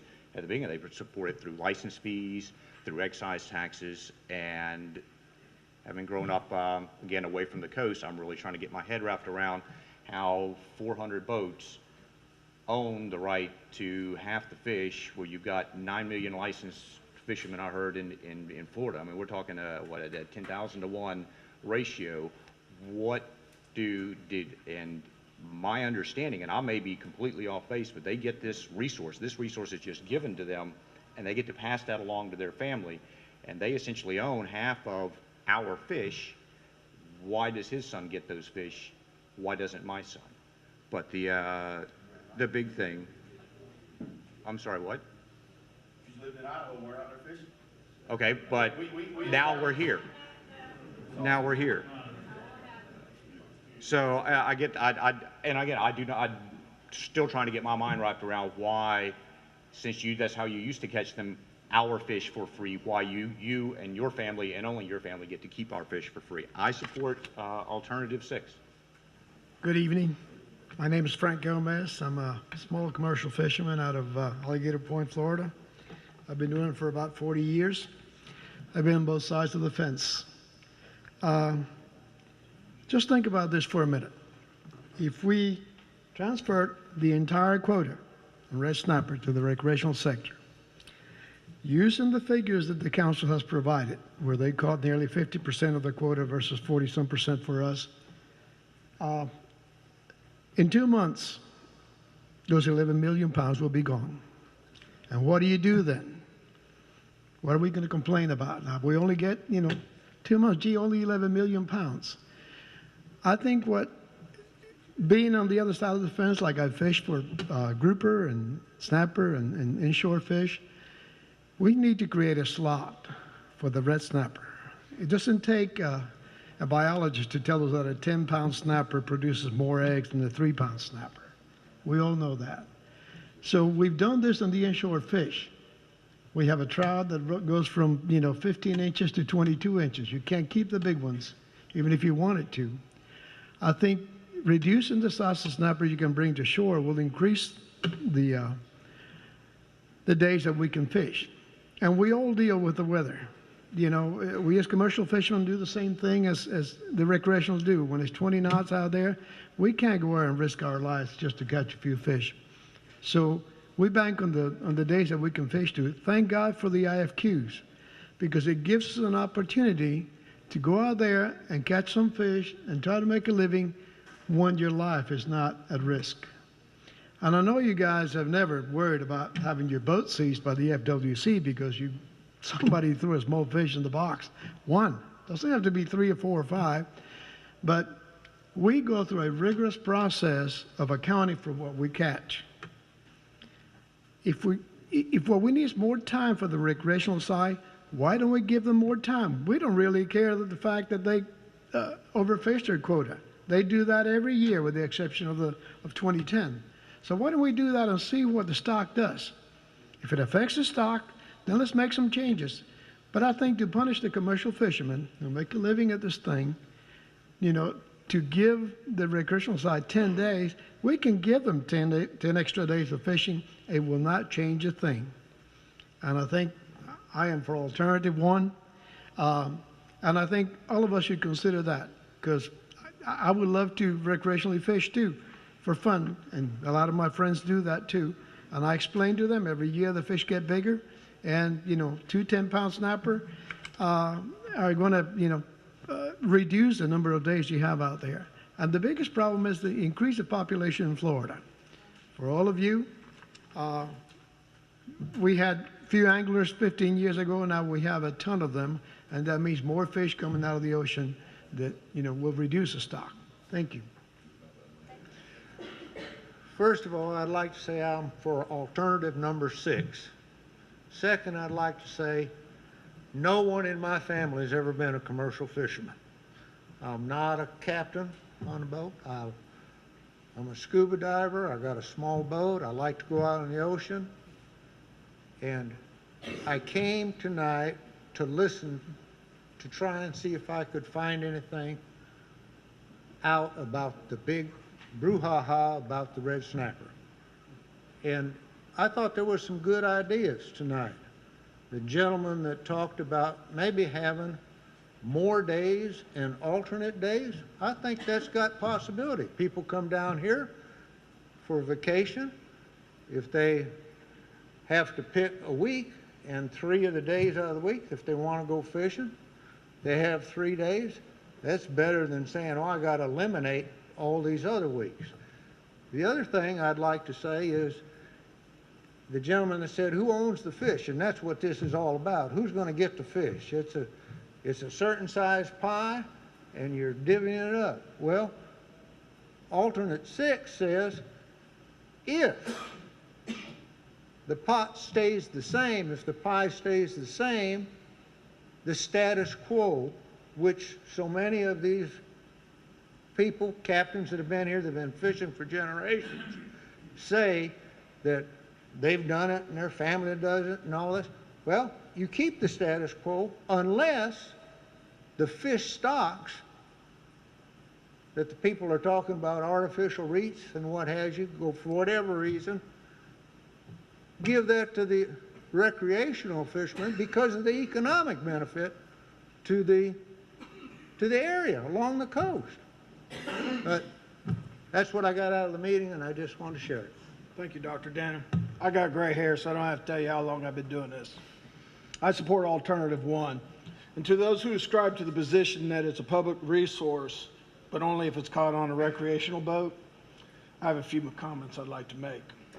I wear 3 hats in this debate, actually 4 when I take my little 6-year-old grandson fishing. As a commercial red snapper fisherman and IFQ shareholder, I know alternative 7, the preferred alternative by this council in Amendment 28, is not the answer to access issues in recreational fishery. In fact, any level of reallocation will not solve them, and that is why I recommend status quo, which leaves the allocation at its present level. My other hat, as a full-time charter for hire fisherman who's worked tirelessly before this council for 6 years to develop a new recreational FMP, I know, in fact, I assure you, the reallocation is not going to solve your access issues in the recreational fishery. Alternative 7, which would only give you 2 days of fishing, or Alternative 4, which is the most at 8, will only do it for one season at best. And then overfishing the annual allocation under this present system will take every single one of those days away. In fact, at this present time, in April next month, if the FWC goes non-compliant, no matter what alternative they select, there'll be no additional fishing days. So now I'm going to go to Dr. Dana. It's time, and I want you to take this message back to council. Quit trying to put a Band-Aid on the recreational fishing dam that's about to break. And that's all this is. It's a Band-Aid. It's time to move the recreational fishery into a 21st century management plan by taking Amendment 40 to scoping and further the public development of a recreational fishery management plan. Now my third hat, or fourth. I'm a consumer of commercial red snapper resources in my restaurant, and our company and our 40 employees and thousands of our customers rely on that allocation that's been set aside for the non-fishing public. I do not want to see any citizen, and especially our customers, lose any access to wild-caught Gulf seafood by this plan in red snapper or any other fishery in the Gulf of Mexico, grouper, gag grouper. All it does is open the proverbial foot in the door. This is CCA's long-term goal to stop all commercial fisheries. They don't care if you don't have a boat, if you have to eat tilapia or farm-raised Asian catfish that's fed pig manure. They don't care because they know allocation is power and political strength. My last comment in closing. I feel Amendment 28 is a rec, lobby, and CCA distraction to keep us from focusing on the real issues important to all recreational fishermen. And that's a new management to manage recreational fisheries. Status quo rec management has given us a 66% loss in fishing access during a time since 2007 where we got a 100% increase in allocation. This is 500,000 pounds they're talking about giving you. Since 2007, the recreational sector's gotten 2.5 million pounds, and we've lost 66% of our access. It's not an allocation problem, people. It's a management problem. Thank you. Thank you, Council. I appreciate the opportunity to speak here. I'm Mike Guidry, Valparaiso, Florida, lifetime recreational fisherman, been fishing for over 50 years. And I appreciate the commercial industry's attempt to basically conduct a bait and switch and not want to fix the recreational fishermen's ability to fish by saying, no, we're not going to look at alternatives today. We're just going to say you need to fix the ability to better monitor what we're doing. So first and foremost, I'm for Alternative 4, or any opportunity that increases the recreational fishermen's ability to fish more and to take more. That's what I'm for, and again, Alternative 4. It's a proven fact that it's better for the economy. It's better for, whether it's through taxes, boat sales, whether it's through the jobs created, it's better through the recreational fishermen. It proves the point that there's a lot more people recreation fishing than commercial. It's a classic case of why the few get to do so much for the many when I look at this, right? So let's take some of the points you've been making. Of course, we talk about the natural resource and the public access to the fish we call the red snapper. I'm not denying that person in Nebraska the ability to eat a red snapper. He can come down here, go to the Destin Harbor, and charter any boat that's out there and go fishing, okay? If he doesn't want to come down here, as the first speaker said, because he wants to eat red snapper in Nebraska, I'm pretty sure he doesn't know the difference between or taste of a fresh red snapper and a farm-raised trout, okay? Second point, you talk about accountability. I'm an avid duck hunter. We started the HIP program, Harvest Information Program. I'm willing today, right now, we could develop an app that when I come through the Destin Pass, I go, I caught 2 fish today. You want to deny my opportunity to fish by saying, you're only getting 8 fish. I want 8 more days of fishing. Why? Because I only get to go out about 6 of those days because I have a full-time job managing 800 people, right? So I want the maximum opportunity to go fish. I don't have the ability to decide when I can go fish based on a quota system or a tag system that I got, okay? So I'm willing, and we have the technology today to do better accountability of the fish that we catch. Because I really don't appreciate the point that we're not law-abiding citizens, the recreational fishermen, if we're going to lie, cheat, and steal, okay? First and foremost, I follow the rules. Why? Because I was taught to follow the rules. It's called integrity, right? You do what's right when nobody's looking. Second, let's face it, I lose my job because I have a top secret clearance. You know, I get in trouble with the law, I'm going to jail, and I lose my job. All my 800 employees, they're required to have a secret clearance. Okay, that means they're not getting tickets for catching fish that they're not supposed to be catching. Okay, and must I remind you of what happened with the gill nets back in the 90s and why the recreational fishing industry shut that down? Okay, so again, as a recreational fisherman, I'm for alternative 4, and I want to increase the opportunities to fish as much as possible. Thank you. Thank you, Mike.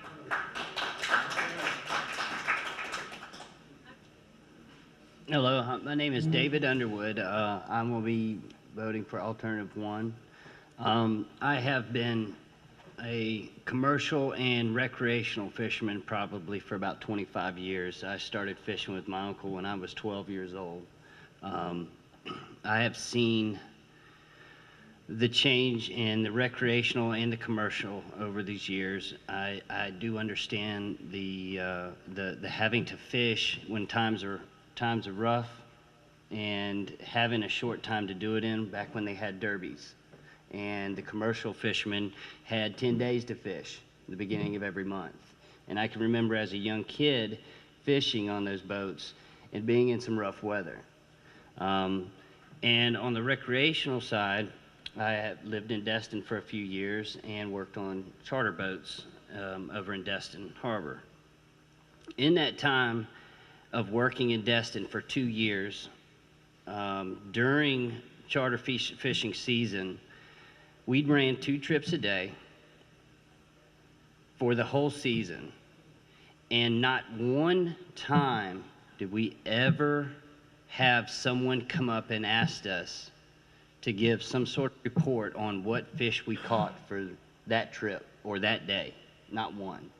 So I've heard from everybody here about you know, their issues with what they think could solve this problem, and I'm not saying that I know exactly what to do to solve this problem, but I can tell you that in this format that they have to see or to justify what is caught on the recreational side does definitely not work. I don't think that they have an accurate reading on how much the fish has been caught per day, per boat, and I think that's something that needs to be addressed. But I am voting for alternative 1.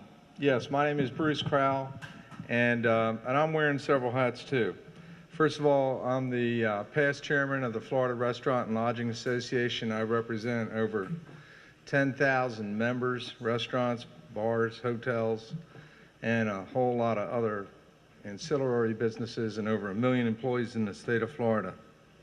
I've been in the hospitality business for 43 years, and it's all been in Florida except for 3. So, first of all, I'll just cut to the quick and tell you that I'm in favor of alternative 1. And some of you are going to think, why are you in favor of alternative 1? When in fact, as the Chief Operating Officer of Legendary over in Destin, which I've got 75 boat slips with 50 charter boats in it, and I've got 2 head boats that we own, and I've got 881 bedrooms at the Emerald Grand, and I sell a bunch of boats with Legendary Marine, why would you be in favor of alternative 1? Well, alternative 1 keeps the status quo because none of these other things actually fix the problem.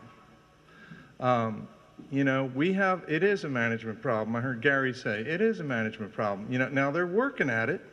I went to the meeting last week in Destin where they're going to the recreational fishermen, and they're saying, you know, we need you to report data. That's what they're going to do. They're going to report data. Now the charter boat guys are already reporting data, okay?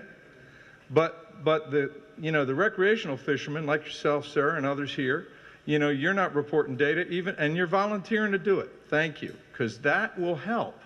Because the gap is so big in the recreational area between how many fish are actually caught and the information that they think you catch, that they don't have enough data to really make the right decisions.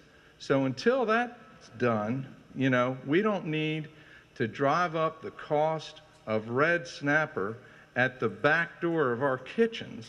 Okay, I've got 5 restaurants, do 60, we call it the $60 million mile over there in Destin. From the bridge to the yacht club, $60 million in food and beverage. Red snapper costs a lot of money now, wholesale, okay? You know, you reduce the amount of snapper that they can catch commercially, and it's just gonna drive that price up.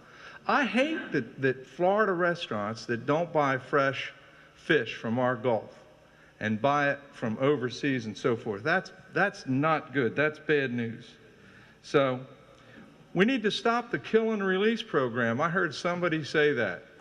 You know, we thought of changing the names of our boats, our charter boats, to the deep sea fishing and dolphin feeding show. You know? I mean, because that's what it is. You know, we need to figure out how we can catch the fish we catch instead of throwing them back so that is all we see is a floating head a little while later. Increased tourism demand needs more fish. We got a bunch of money in this business. We had 88 million tourists last year. We got 100 million tourists coming this year. We're spending more money with Visit Florida to get more tourists here. They want to eat Florida fish. And the people, when they go home, they want to buy Florida fish. The system needs improvement. The council needs to address the problem with these systems, with these allocations. And until that's fixed, I'm for alternative 1. Thank you.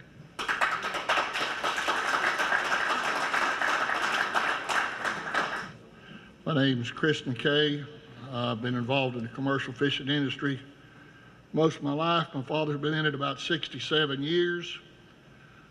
In deference to the gentleman that said that the IFQ shares were given, I purchased every one of mine. My father purchased every one of his. We didn't get nothing given to us.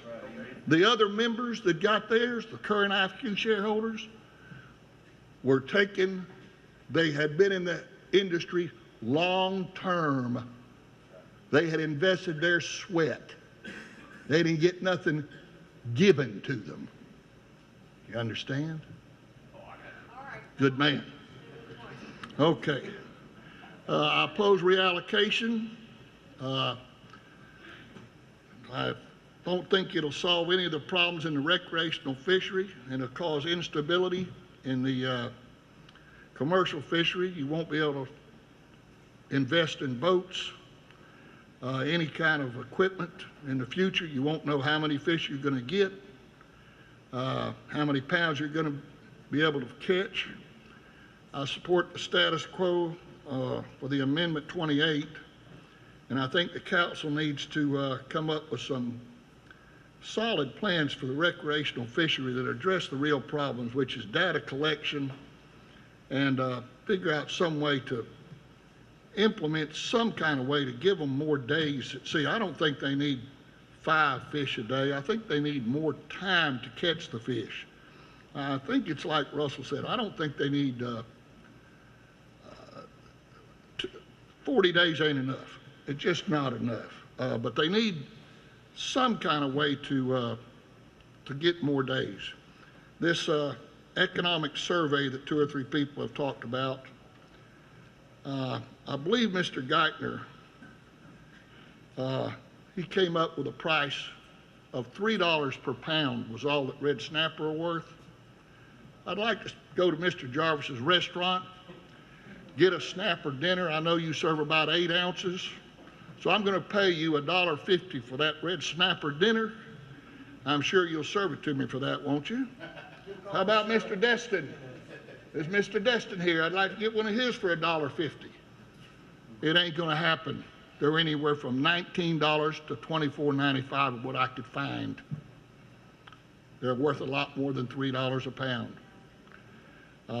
Thank you very much for your time, and I'm in favor of the status quo. Thank you. My name is Ben Seltzer. I'm a commercial fisherman. I also charter fished for a few years when I was younger. and I'll be going alternative one. And I mean,